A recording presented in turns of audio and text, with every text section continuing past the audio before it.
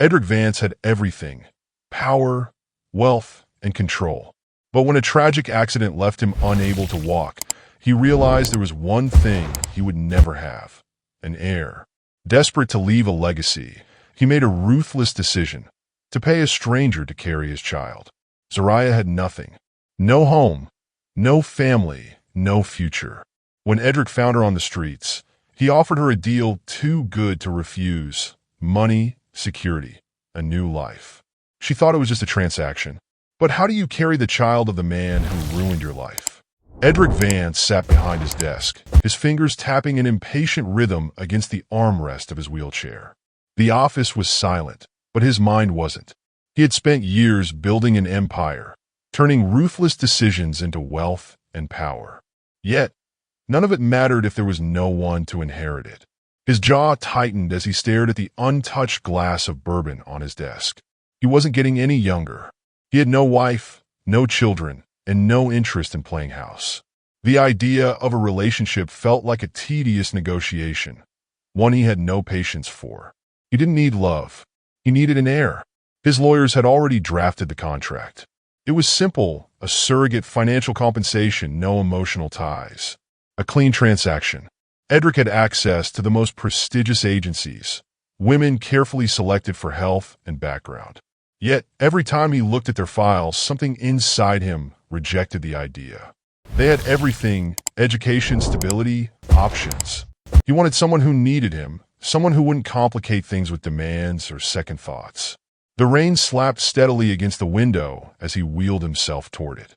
From his office on the 50th floor, the city stretched below, headlights gleaming like scattered jewels. His gaze drifted downward to the sidewalk. Then he saw her.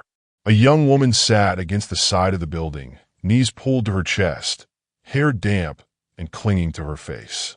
A soaked jacket barely covered her frame. People walked past without a glance, their umbrellas tilted away as if her existence was an inconvenience.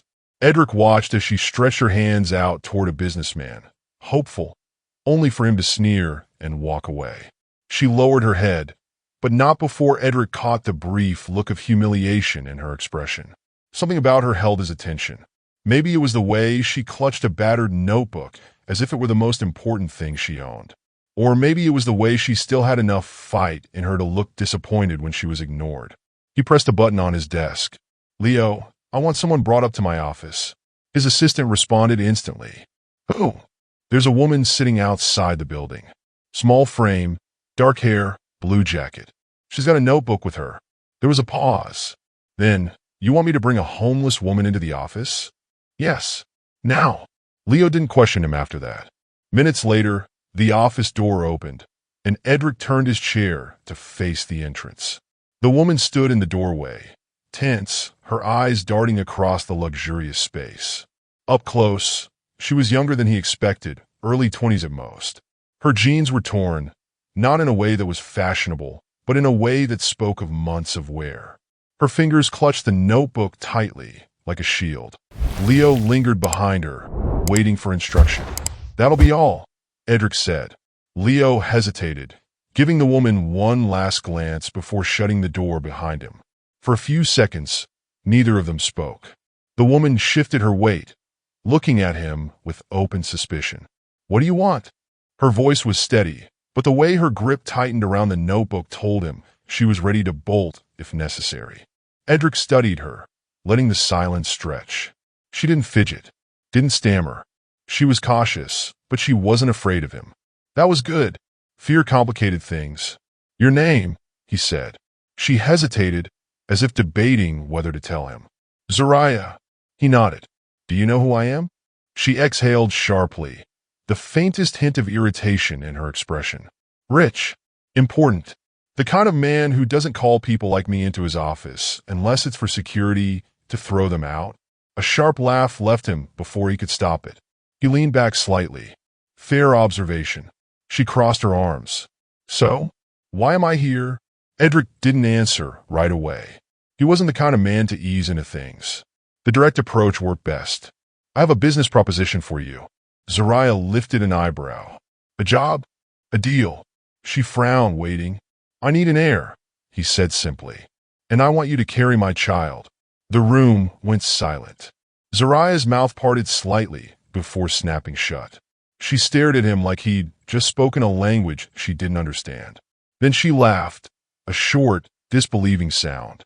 "You're joking." "I don't joke." Her face twisted, disgust replacing shock. "Are you out of your mind?" He folded his hands in his lap, unaffected by her reaction. "I'm offering financial stability, medical care, and security for you and the child. You'd live in my home, have access to anything you need. In exchange, you give birth to my heir. Once the contract ends, you'll receive a substantial sum that will ensure you never have to beg for anything again." Zariah shook her head, backing toward the door. "This is insane. You don't have to answer now." He pulled a sleek black card from his pocket and placed it on the desk. "Think about it." "I don't need to think about it," she snapped. "I'm not selling myself to some rich asshole just because I'm desperate." He didn't react to the insult. "You're already selling your dignity for scraps on the street.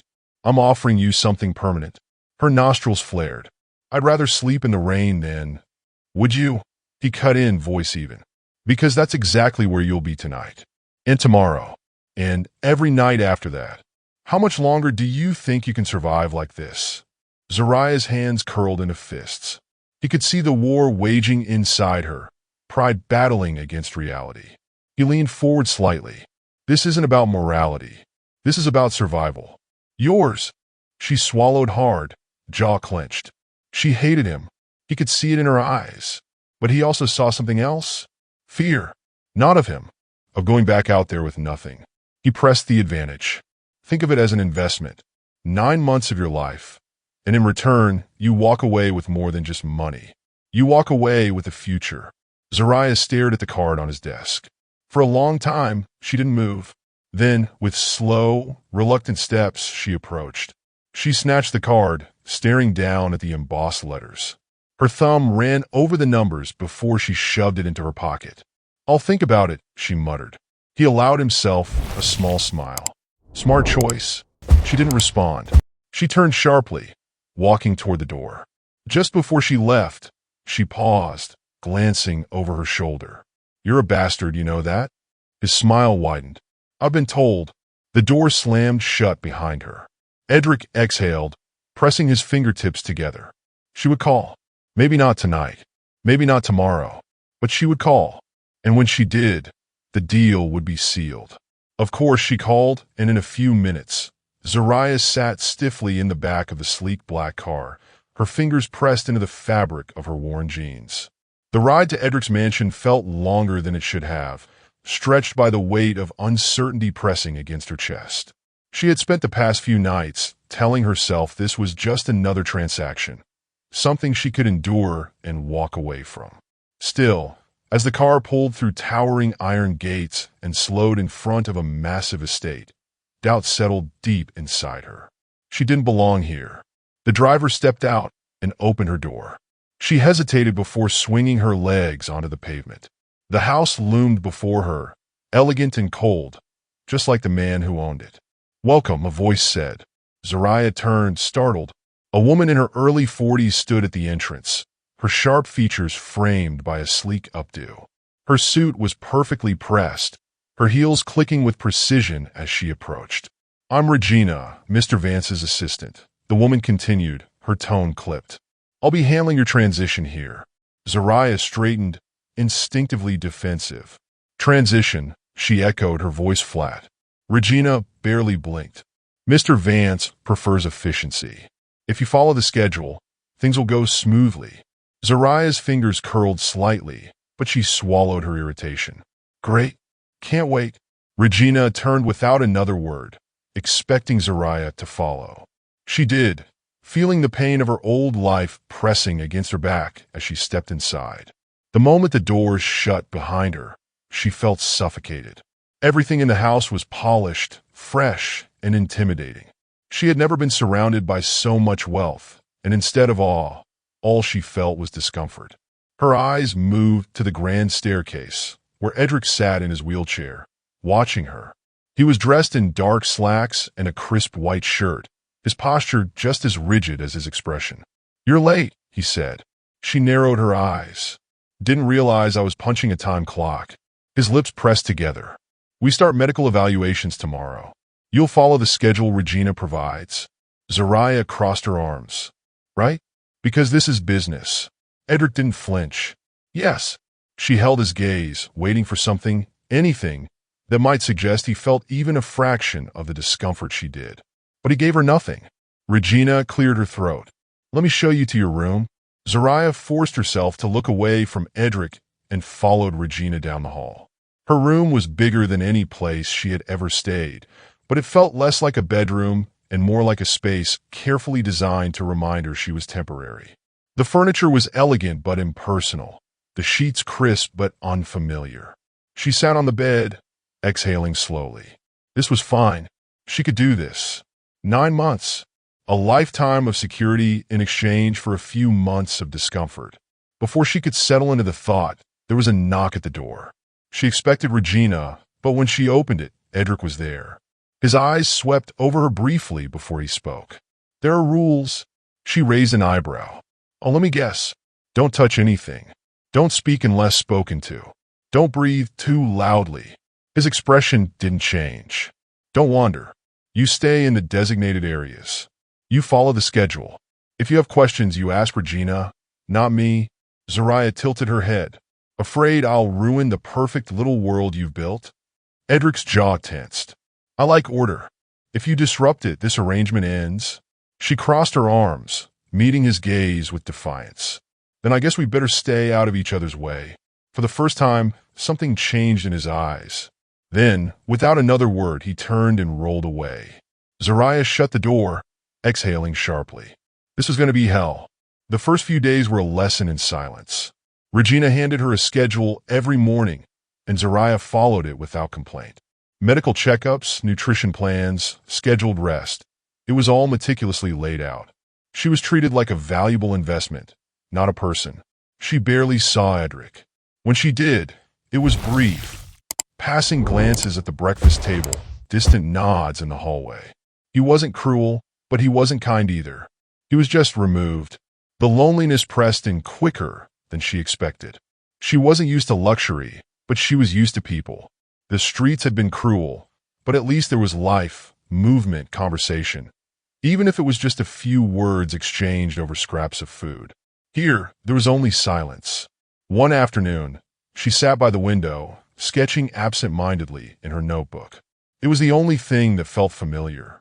She didn't hear Edric enter. You draw. She nearly dropped the notebook, whipping her head toward him. He was watching her, his usual unreadable expression in place. She exhaled, pressing the notebook against her lap. I used to, before things got bad. He didn't respond right away. Then, are you any good? Zariah scoffed. Wow, amazing way to phrase that. Do you ever say anything that doesn't sound like a boardroom evaluation? Edric didn't blink. Do you? She frowned. What? You've spent days acting like this is a prison sentence, he said. You agreed to this. She tensed. That doesn't mean I have to enjoy being treated like a project. His grip tightened on the armrests of his chair.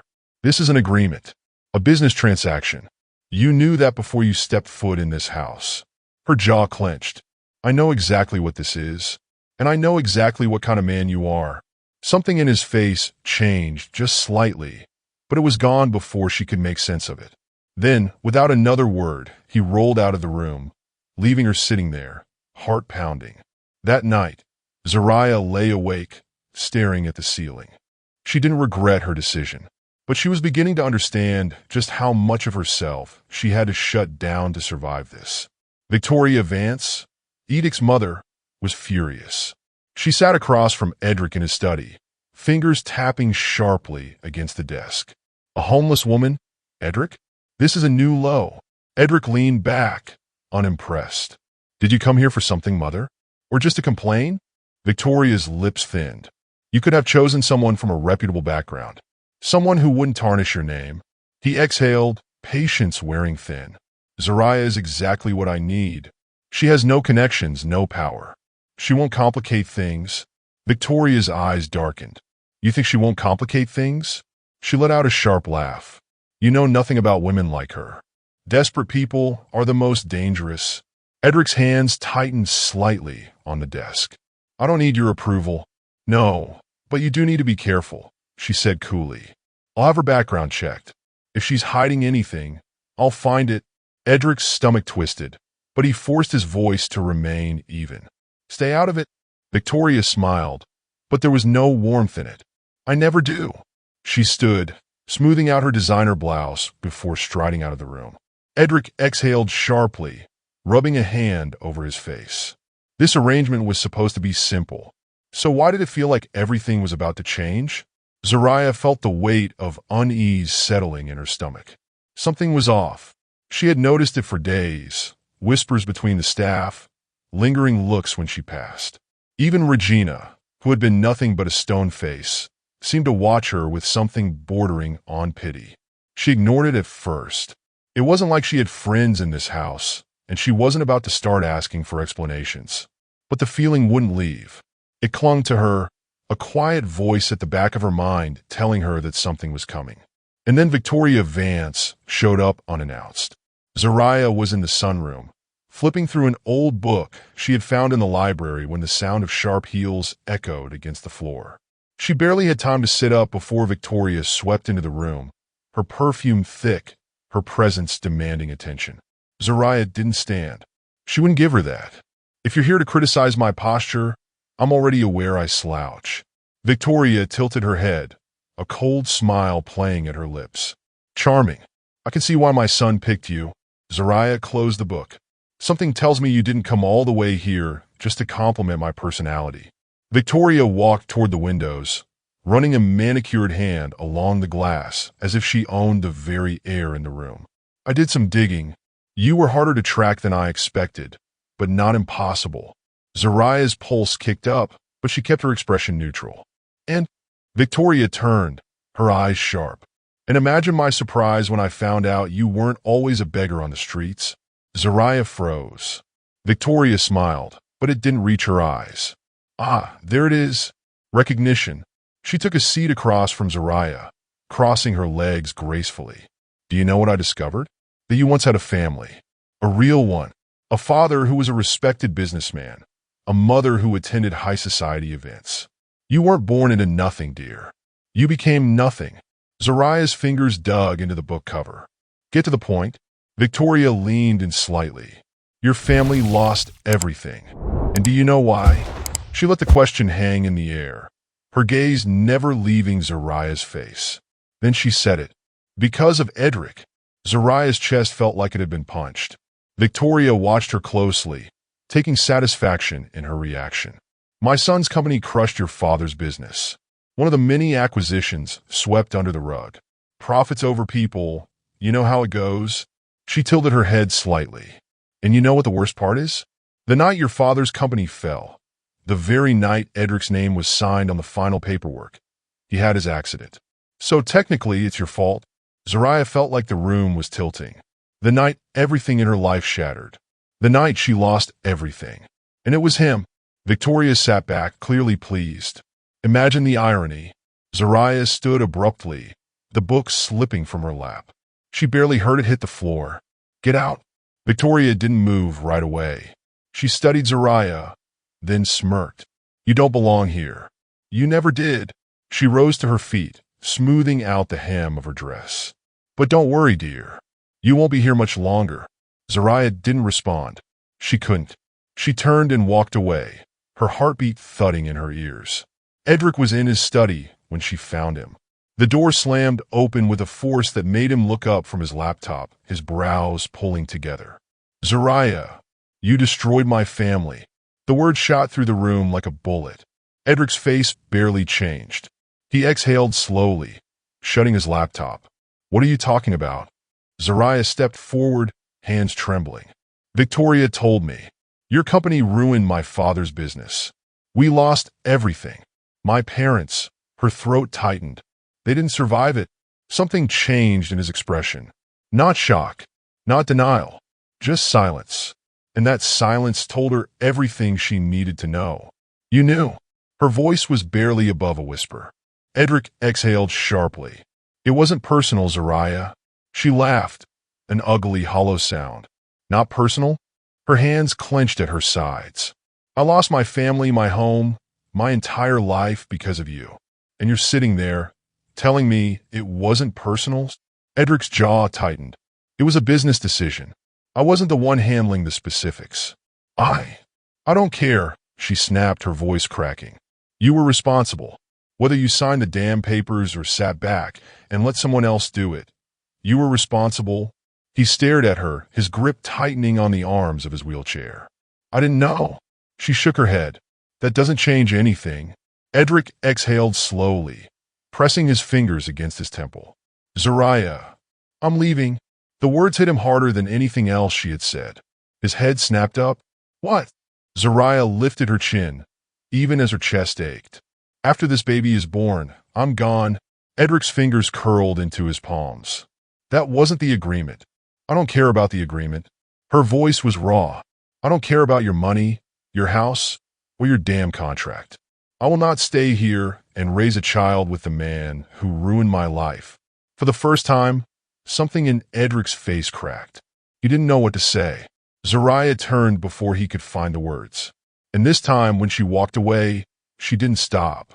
Zariah sat on the edge of her bed that night, staring at the small bump beginning to show beneath her shirt. She placed her hand over it, swallowing hard. This child wasn't at fault for what had happened. But how could she stay here, knowing the truth? A knock at the door made her flinch. She already knew who it was before she even answered. Edric stood in the hallway, his hands braced against the wheels of his chair. He looked at her, something sad in his expression. "I can't fix what happened," he said, his voice quieter than usual. "But I never would have brought you here if I had known." Zariah's throat burned. "That doesn't change what's already done." "No," he admitted. "It doesn't." She stared at him, exhaustion pulling at her bones. "Why are you here, Edric?" He hesitated, then exhaled. "Because I don't want you to leave." Something inside her twisted painfully. She shook her head. "You don't get to say that." He didn't argue, didn't try to convince her. He just nodded once, then rolled away. Zariah watched him go. And for the first time since coming here, she cried. Zariah had been avoiding him for days. Edric knew it. He wasn't a fool. Ever since their confrontation, she had moved through the house like a ghost, barely speaking, barely meeting his eyes. Meals were eaten in silence. If they passed each other in the hallway, she would turn the other way before he could say anything. And he let her. Because what was there to say? He had destroyed her life.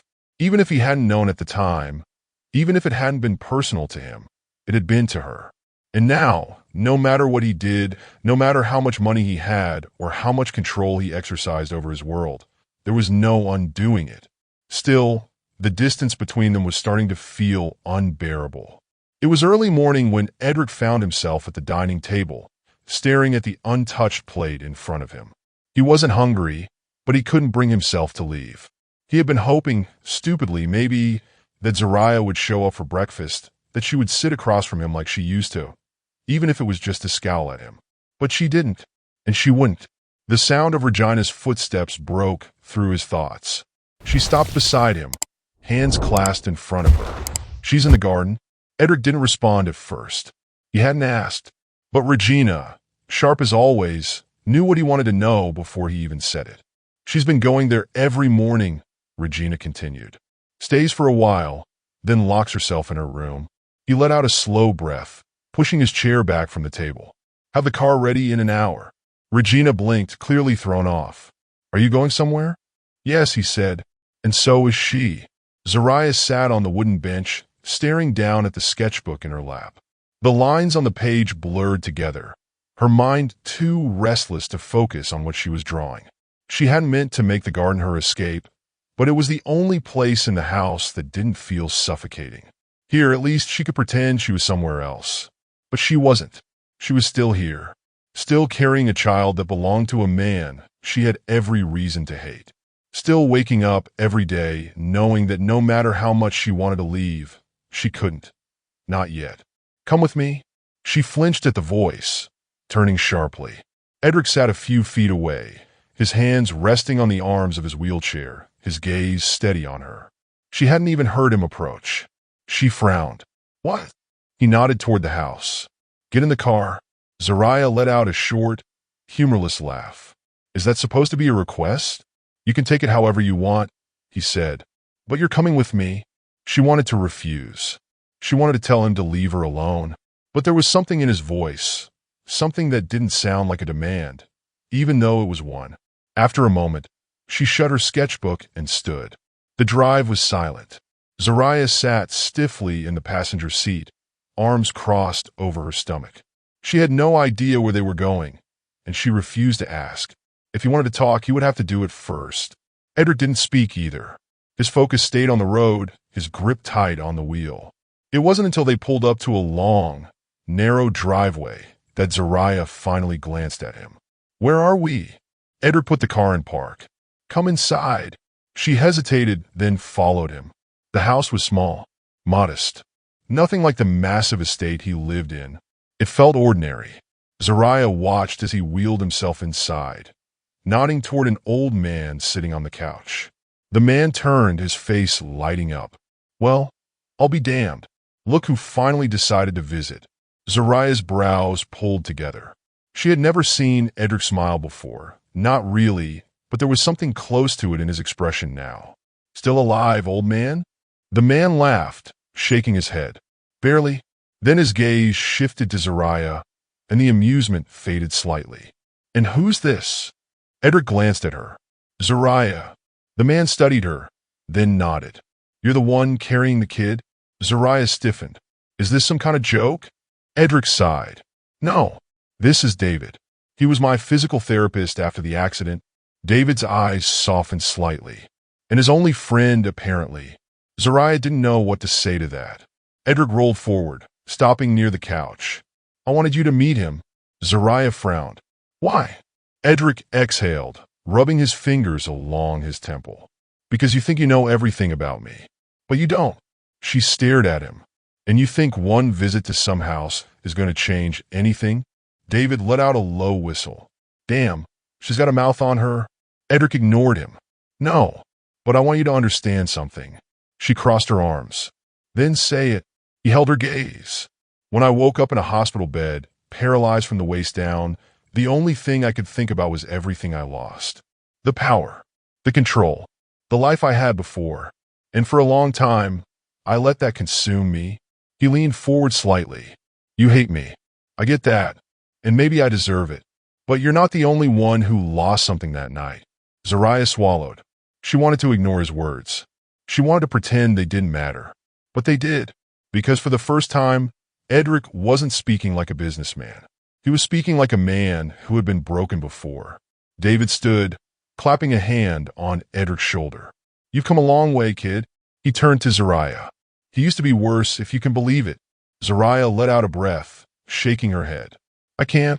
Edric shot David a glare. You're not helping. David grinned. I never do. The tension in the room shifted. It didn't disappear, but it changed. For the first time in weeks, Zariah didn't feel like she was suffocating. The ride back was different. Zariah still didn't know what to say, but she knew for the first time that maybe she wasn't the only one trying to survive this. Edric glanced at her as they pulled up to the house. I can't undo what happened, he said, but I'm trying. She looked at him. I don't know if that's enough. His hands tightened on the wheel. I know. She stepped out of the car, hesitating for just a second before turning back. Thank you, she said, the words tasting foreign on her tongue. Edric blinked. Then slowly he nodded. It wasn't forgiveness, but it was something, and for now, that was enough. Zariah had spent weeks convincing herself she felt nothing. Nothing for Edric. Nothing for the child growing inside her. Nothing for this arrangement that had taken over her life. But she had been lying, and now she was starting to realize it was impossible to keep lying to herself. It wasn't just the way Edric had started showing up more, asking how she was, waiting for an answer like he actually cared. It wasn't just the way his voice had softened, or how his sharp words had turned into something almost careful, like he was trying to undo the damage he had caused. It was the way she had started to care, even when she didn't want to. She even helped him pick his work and home clothes. She hated that she noticed the exhaustion in his eyes when he thought no one was looking. She hated that when he was quiet, she wondered what was going through his mind. She hated that a part of her wanted to believe him when he said he was trying. But most of all, she hated that a part of her believed he meant it. Edric sat in his office, fingers drumming against the armrest of his wheelchair.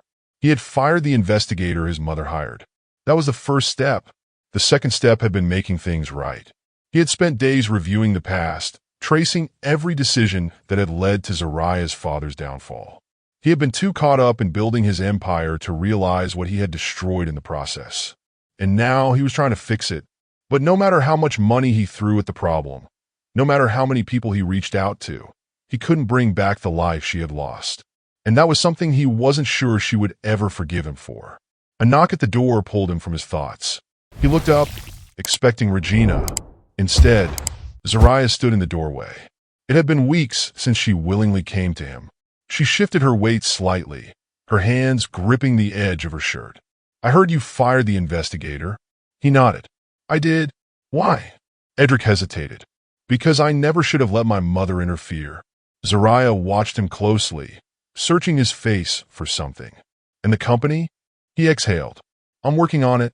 Her arms crossed. "That's it? What do you want me to say, Zariah?" His voice was quieter than usual. "That I can fix everything overnight? That I can erase what happened? I can't. But I'm doing what I can." She looked away, chewing on her bottom lip. I don't know how to feel about any of this." Edric leaned forward slightly. "You don't have to know." The words stayed between them. She glanced back at him, something heavy in her expression. "I don't hate you as much as I want to." He let out a low breath, his fingers tightening slightly. "I'll take that as progress." Zariah almost smiled. Almost. That night, she couldn't sleep. She tossed and turned, staring at the ceiling, her thoughts an endless loop. She had spent so long holding onto her anger. It had been easier that way. But now, she wasn't sure what to do with all the other feelings creeping in. She needed air. Slipping out of bed, she wrapped a blanket around her shoulders and stepped out onto the balcony. The night was quiet, the kind of quiet that made it easy to think. She didn't hear the door open behind her. "You should be resting." Zariah turned. Edric sat in the doorway, his arms resting on the wheels of his chair. His voice wasn't sharp, wasn't commanding. It was just there. "I couldn't sleep," she admitted. He didn't question it. Instead, he wheeled himself closer, stopping beside her. "What are you thinking about?" She hesitated.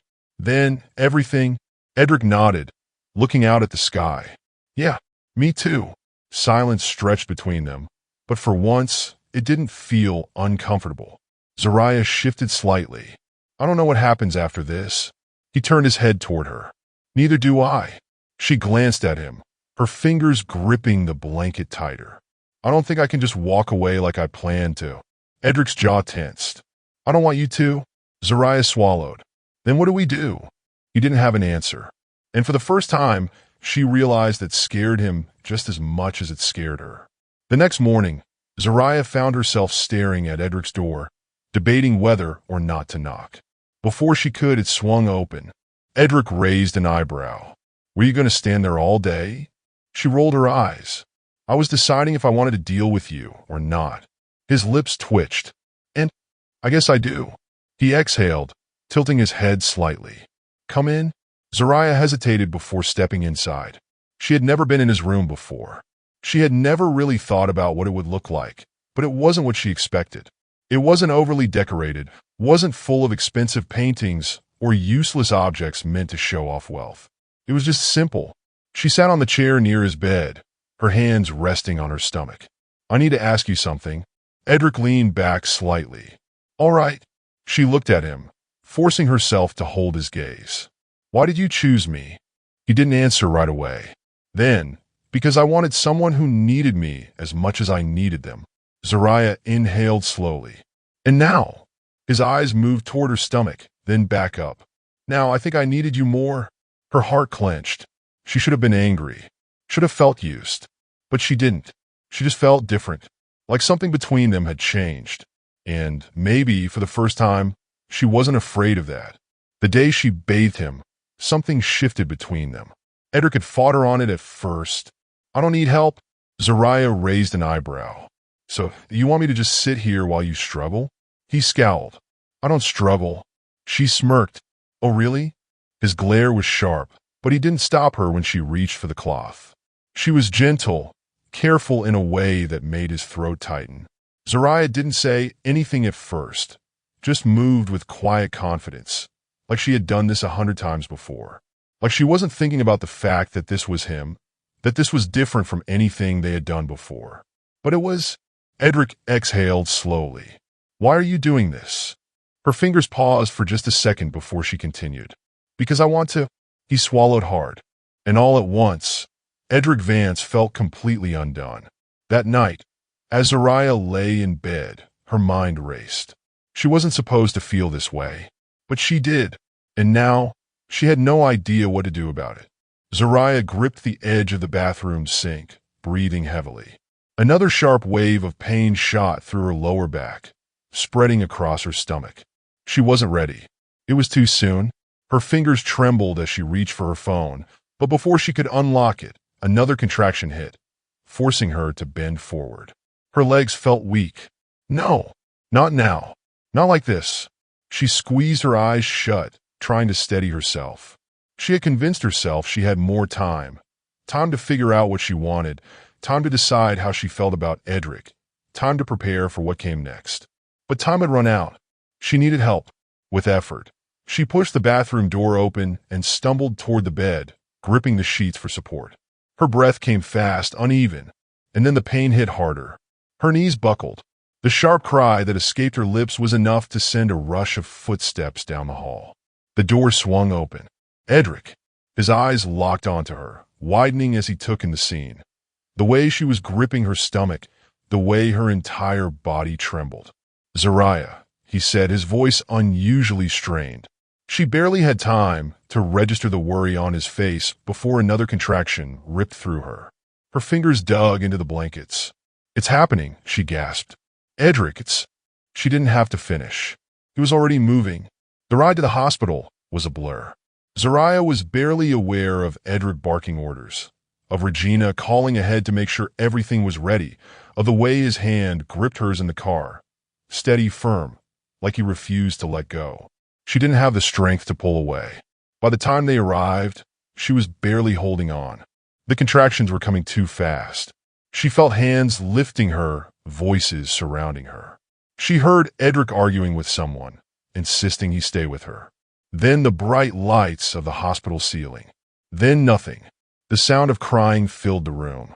Zariah's eyes fluttered open. Her body ached. Every muscle felt weak, drained. For a moment, she couldn't remember where she was. Then she saw him. Edric sat beside her, his hands carefully cradling a small, swaddled figure. His head was tilted downward, eyes fixed on the baby in his arms. And on his face, something she had never seen before. Pure awe. She swallowed, her voice barely above a whisper. Edric. He looked up instantly. His expression was different. Softer. The sharp edges she was so used to were gone. You're awake. Her throat felt dry. What would happen?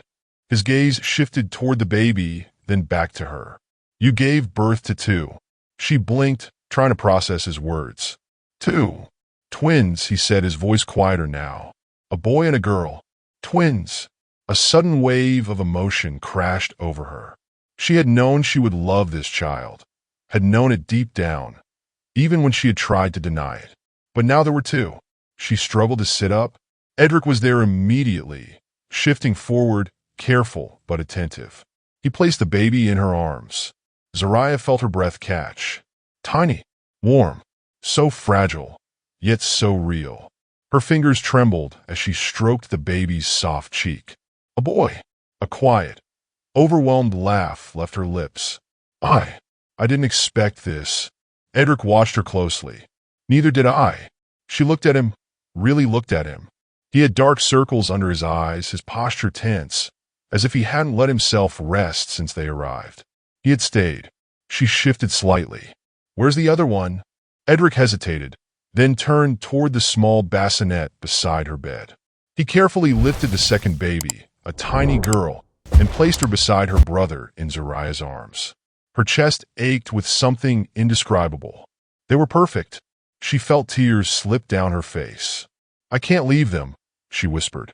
Edric stiffened beside her. Zariah's grip tightened on the babies as she looked up at him. I was supposed to walk away after this. His hands curled slightly on the arms of his chair. I know. I told myself it was the right thing to do. Her voice wavered. But I can't. Edric inhaled slowly, his eyes locked onto hers. I don't want you to, he admitted. Her throat burned. Then tell me why. His jaw tightened, like he was wrestling with something inside himself. Then he exhaled, his voice barely above a whisper. Because I love you. The words hung between them, thick with meaning. Zariah's heart pounded. Edric, you didn't look away. I know I don't deserve it. I know I hurt you. But these past months, I've changed because of you. And I don't want to lose this. She swallowed hard, her fingers gripping the babies protectively. How do I know this isn't just about them? Edric's expression was raw in a way she had never seen before. Because I fell in love with you before they were even born. Tears blurred her vision. She had spent so long fighting her feelings, running from them, pushing them down so they couldn't hurt her. But she couldn't run from this. She didn't want to. Her lips trembled. Then don't make me leave. Edric's entire body seemed to relax, like he had been bracing for something worse. He let out a slow breath. You're not going anywhere. She nodded, exhaling shakily. Then, without thinking, she reached for him. Edric wheeled closer. She placed her forehead against his, closing her eyes, letting herself feel it. The relief, the fear, the hope.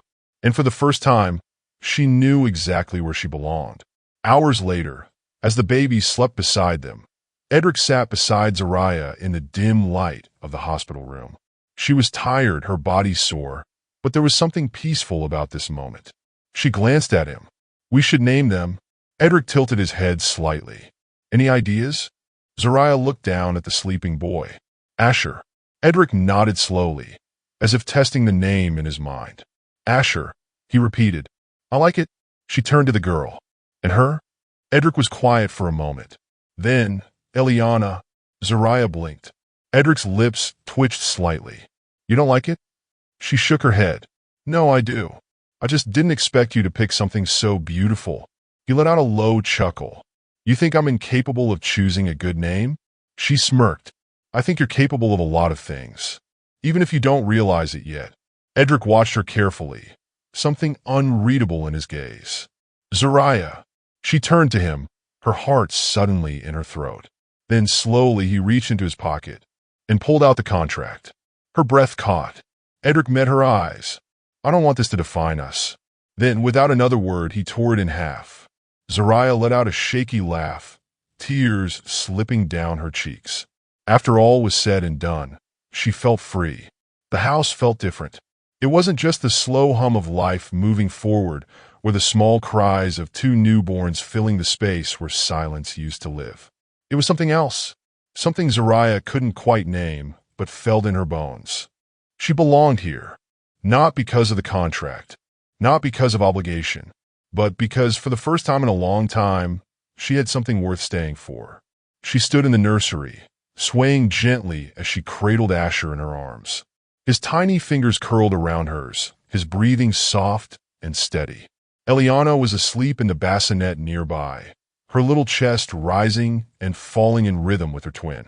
The past few weeks had been a whirlwind of sleepless nights, feedings, and moments where exhaustion threatened to consume her.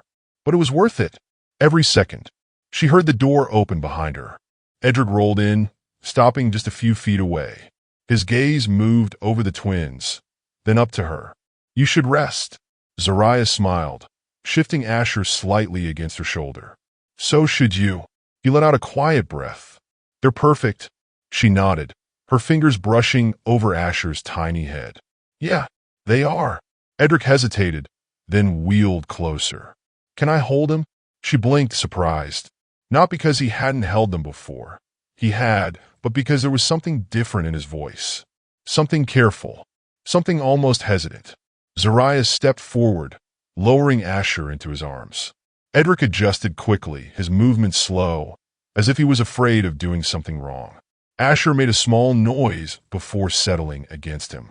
Edric's throat bobbed slightly. Every time I look at them, I still can't believe they're mine. Zariah watched him. Ours? His eyes lifted to hers. Something shifted in his expression. Something softer. Something unguarded. Ours, he repeated.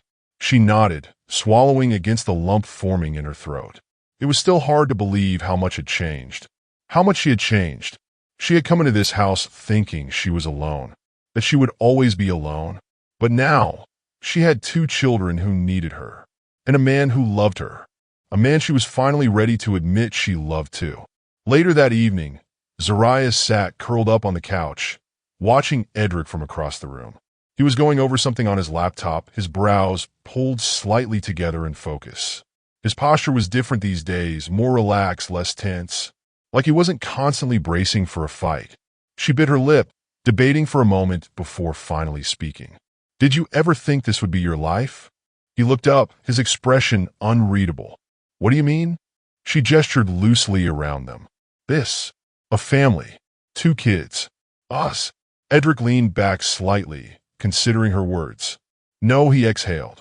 I never thought I'd have something like this. Her fingers curled against the fabric of her sweater. And now, he watched her carefully, his gaze steady. Now, I can't imagine life without it. Zariah swallowed. She had spent months fighting this, convincing herself that love wasn't something she needed, that she could walk away and be fine. But she couldn't, because she loved him, and she didn't want to pretend otherwise anymore. She inhaled slowly, pushing herself off the couch. Edric's eyes followed her as she crossed the room and stopped in front of him. She hesitated, then reached out, placing her hand over his. His fingers twitched slightly, but he didn't pull away. I love you, she whispered. Edric froze. His grip on her hand tightened slightly, his breathing shifting. Then, slowly, he pulled her toward him, his free hand resting against her waist. Say it again, he murmured. Her lips parted, her heartbeat loud in her ears. I love you. Edric exhaled, his forehead resting against her stomach. I love you too. She closed her eyes, letting the warmth of the moment settle into her bones. This was real. This was theirs, and she wasn't afraid of it anymore. A week later, Edric asked her to marry him. It wasn't grand or dramatic. There were no fancy gestures, no over-the-top speeches. It was just them. He had waited until the twins were asleep, until the house was quiet, and they were curled up in bed, just the 2 of them. Then he had pulled a small box from his pocket, holding it out to her with steady hands. Zariah had stared at it, her chest tightening. Edric, I don't want this to be about obligation, he said softly. I want it to be about us. Tears stung her eyes. She reached for the box, opening it with careful fingers. The ring was simple, elegant, beautiful. She looked up at him, her voice shaky. Yes. Edric let out a slow breath, his shoulders dropping slightly. Yeah. She nodded, her lips curving into a smile. Yeah. He reached for her, pulling her against him. And just like that, everything fell into place. Months later, the 4 of them sat outside in the garden. Zariah watched as Edric held Eliana in his arms, his fingers carefully adjusting the tiny hat on her head. Asher was curled up against Zariah's chest, already drifting to sleep. The sun was setting, casting a golden glow across their little world. Zariah exhaled, feeling the quiet peace of the moment settle around her. Edric glanced at her, a small smirk playing at his lips. What? She shook her head, smiling softly. Nothing. Just happy. He reached over, taking her hand in his. Me too. And for the first time in her life, Zariah knew that this was exactly where she was meant to be. With him. With them. With the family they had built together.